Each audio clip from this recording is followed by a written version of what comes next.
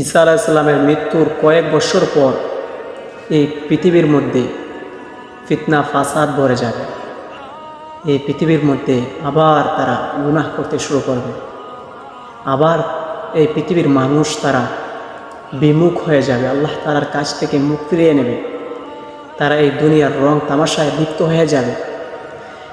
আজ এই সুযোগে যত মুমিন মুসলমান রয়েছেন তাদেরকে আল্লাহ তাআলা এক প্রকার সর্দি এবং কাশি দিয়ে আল্লাহ তাআলা এই মুমিন মুসলমানদেরকে উঠিয়ে নেবেন। এইভাবে দিন কাল চলতেই থাকবে। একদিন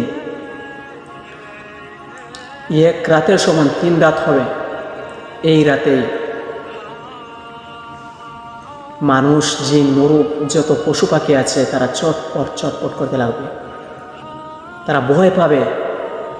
এই ভয় পেয়ে তারা অস্থিরতা আরম্ভ করবে। তাদের শরীরের মধ্যে একরকম অস্থিরতা আরম্ভ করবে।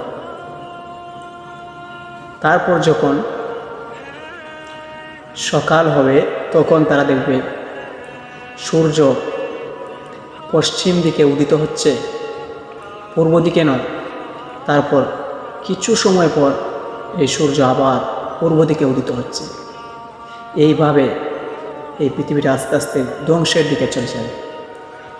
আর যখন এই সূর্যটি পশ্চিম দিক থেকে পূর্ব দিকে চলে যাবে তখন এই পৃথিবীটা আবার আগের মতোই চলবে। তারপর আল্লাহ তাআলা পশ্চিম আকাশে তাওবার দরজা বন্ধ করে দেবেন।